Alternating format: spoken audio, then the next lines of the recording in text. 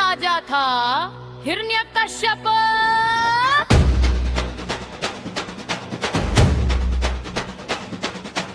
उसने कठोर तप करके ब्रह्मा जी से वरदान पाया कि 9 दिन में मरेगा न रात में। न अंदर न बाहर, न मनुष्य से, न पशु से, न अस्त्र से, न शस्त्र से। इस वरदान से वो अहंकारी हो गया। उसने पूरे राज्य में आदेश दिया, सिर्फ मेरी पूजा होगी, भगवान विष्णु का नाम कोई नहीं लेगा। लेकिन उसका अपना पुत्र प्रहलाद भगवान विष्णु का परम भक्त था। वह हर समय नारायण नारायण जप करता था। राजा ने उसे समझाया डराया पर वह नहीं माना। क्रोधित होकर हिरण्यकश्यप ने प्रहलाद को मारने के कई प्रयास किए। हाथियों से कुचलवाया, जहरीले सांपों के बीच डलवाया, पहाड़ से गिरवाया। पर बार भगवान विष्णु ने उसकी रक्षा की। होलिका दहन, हिरण्यकश्यप की बहन होलिका को वरदान था कि अग्नि उसे जला नहीं सकती। उसने प्रहलाद को गोद में लेकर आग में बैठने का निर्णय किया।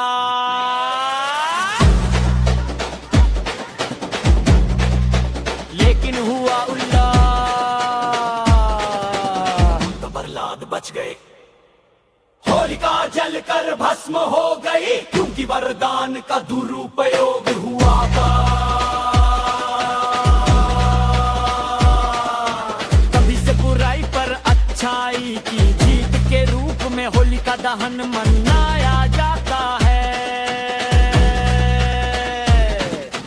तभी से बुराई पर अच्छाई की जीत के रूप में होलिका दहन मनाया जाता है।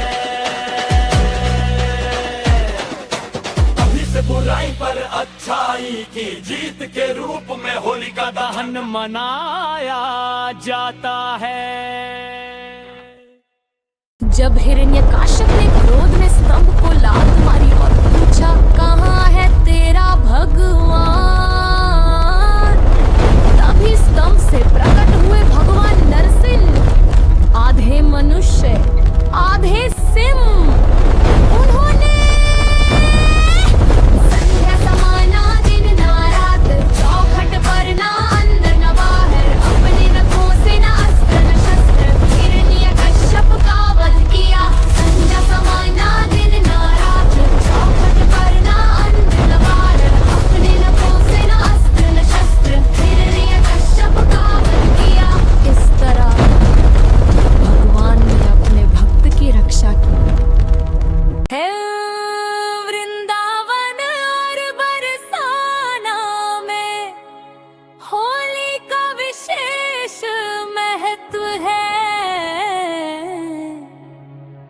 कहाँ जाता है कि बालक कृष्ण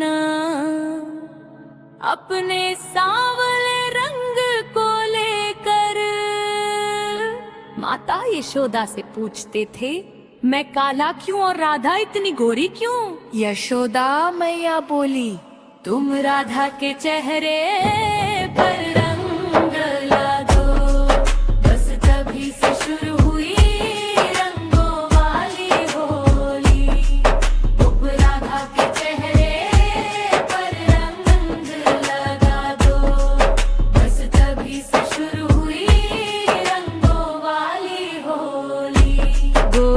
लाठियों से खेलती है।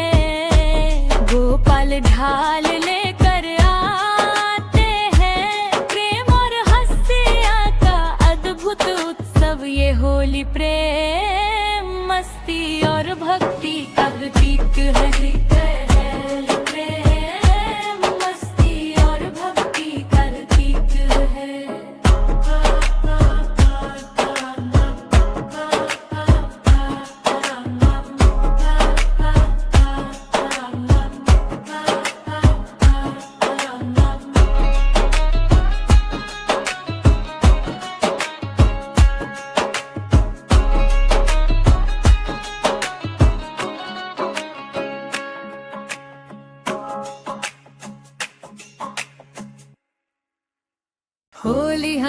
सिखाती है बुराई पर अच्छाई की जीत। अहंकार का अंत, भक्ति की शक्ति, प्रेम और भाईचारा। इस दिन लोग पुराने गीले शिकवे भूलते हैं, रोग लगा कर गले मिलते हैं, मिठाइयाँ बांटते हैं। होली सिर्फ रंगों का त्योहार नहीं, बल्कि जीवन को रंगीन बनाने का संदेश है।